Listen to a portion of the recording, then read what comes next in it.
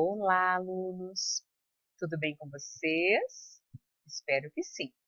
Vamos dar início a mais uma aula de história. Corre pegar seu material e vamos começar.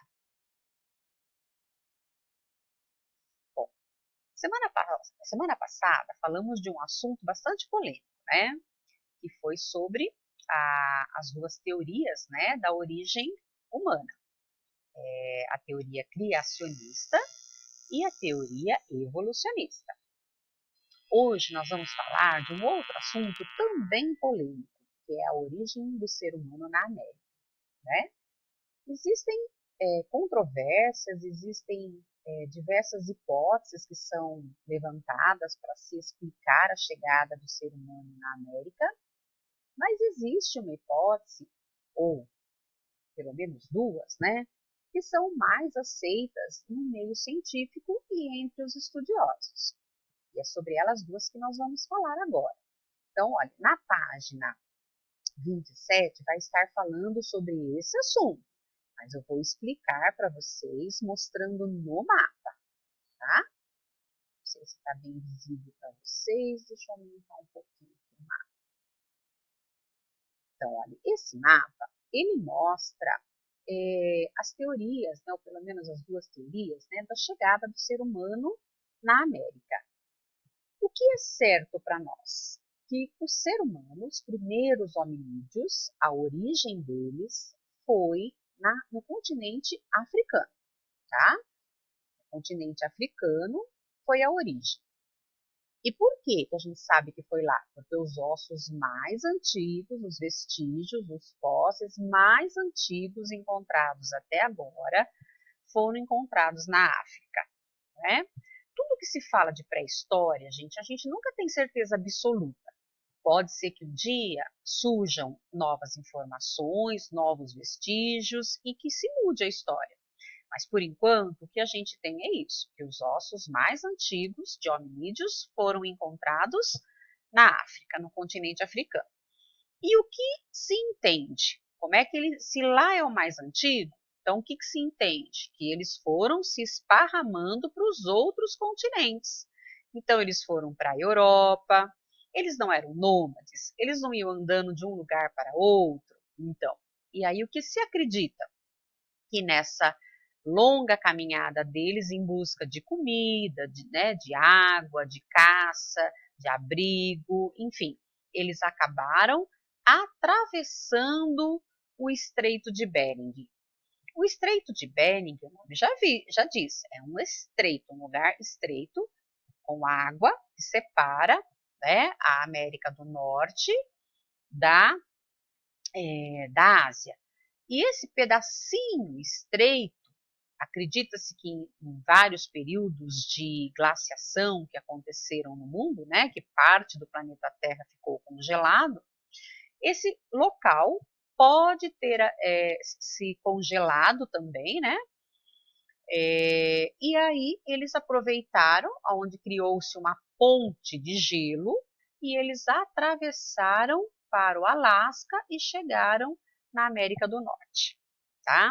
Então, essa é uma das hipóteses. Então, chegaram na América do Norte, não pararam aí, foram descendo até chegar na América do Sul. Uma outra hipótese também, muito defendida pela Niede Guidon, que é uma arqueóloga brasileira, né?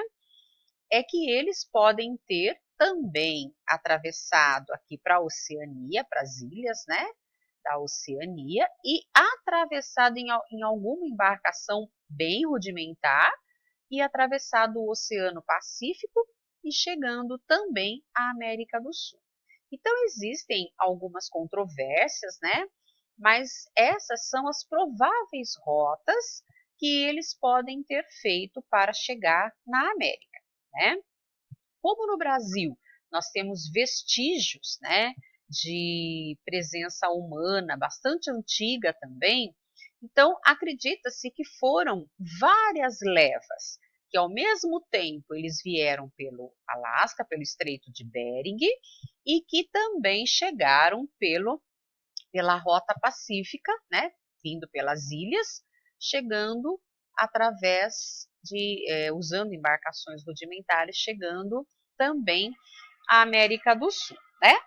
Mas isso são hipóteses, a gente não tem certeza de nada, né? Quando a gente está falando hipótese, a gente não tem, né, certeza se foi assim ou não. Ainda não se comprovou que tenha sido assim a chegada deles até a América. O que a gente sabe? Vamos voltar lá para o nosso texto. O que a gente sabe? Que as características desses grupos era muito semelhante aos povos que viviam no restante do mundo, né? Então, vocês têm aqui no texto, ó, na página 28, o comecinho dela. A maior parte dos grupos que chegou à América era de caçadores-coletores, com as mesmas características que estudamos no capítulo anterior, né? Tinha uma divisão do trabalho baseada no gênero sexual, como assim? Mulheres fazem um serviço, homens fazem outro serviço. Usavam instrumentos de pedra lascada, dominavam o fogo e eram nômades. Então, mudando-se quando os recursos de uma região começavam a se esgotar. Então, eles eram nômades porque quando começava a esgotar o que eles precisavam como alimento, né? Então, eles iam em busca de um outro local. Então, isso faz com que a gente entenda que as características eram muito semelhantes entre esses povos que habitaram a América e uma semelhança muito grande com aqueles que habitaram o restante do mundo, né?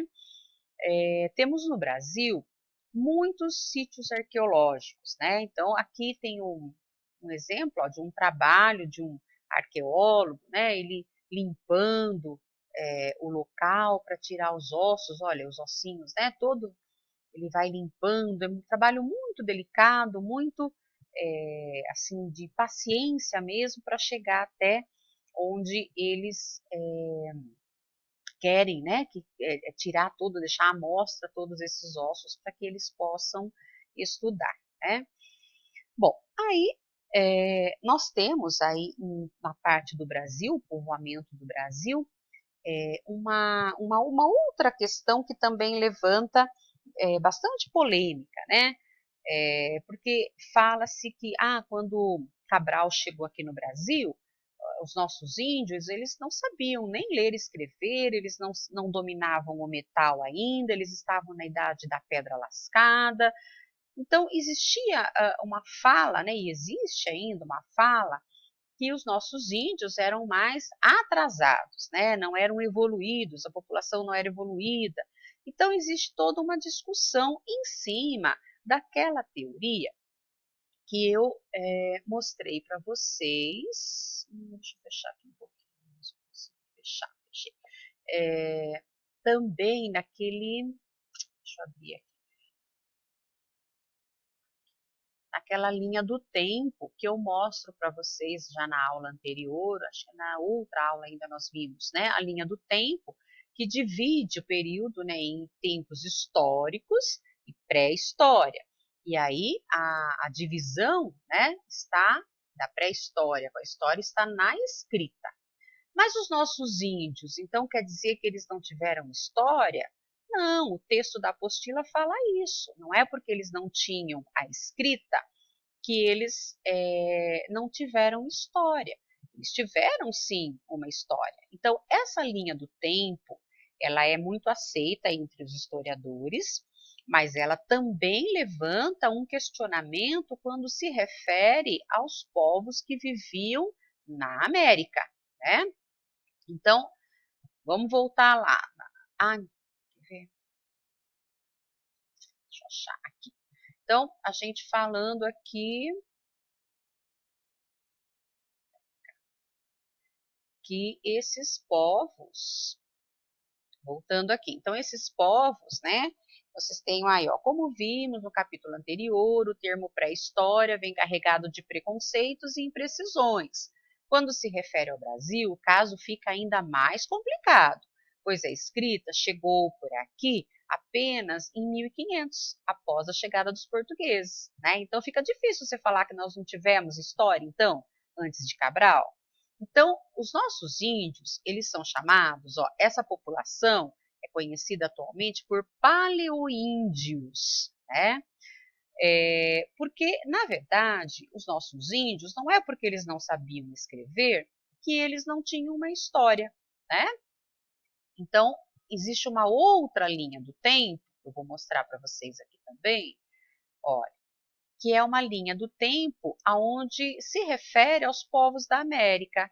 Paleoíndio, período chamado de Paleoíndio, são aquelas que tinham a presença, né, características, presença de povos caçadores e coletores.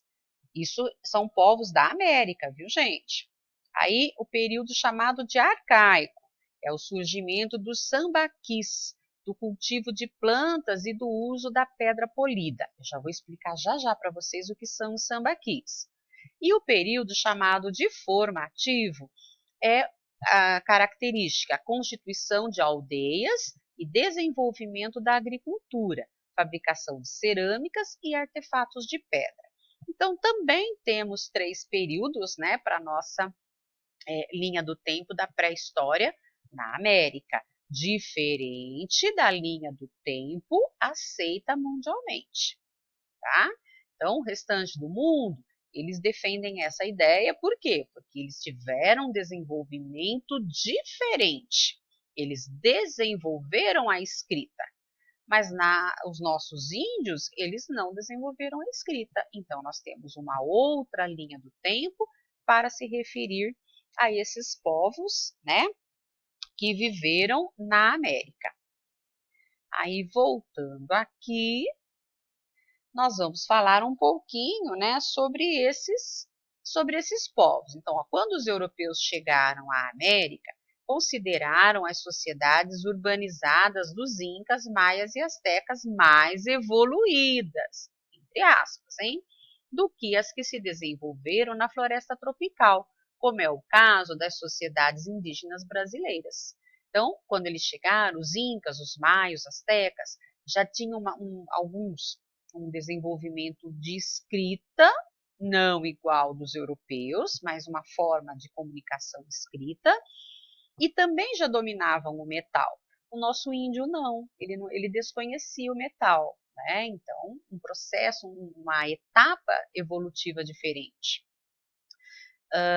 Hoje em dia, ó, nós sabemos que as sociedades da floresta tropical desenvolveram um modo de vida mais bem adaptado ao meio em que viviam e não podem ser consideradas atrasadas. Então, vejam bem, é diferente, mas não atrasada em relação às outras ou mesmo ao nosso modo de vida atual. Não é porque eles não sabiam escrever que a gente vai dizer que eles eram atrasados, né? Nem comparando com a nossa sociedade de agora, tá?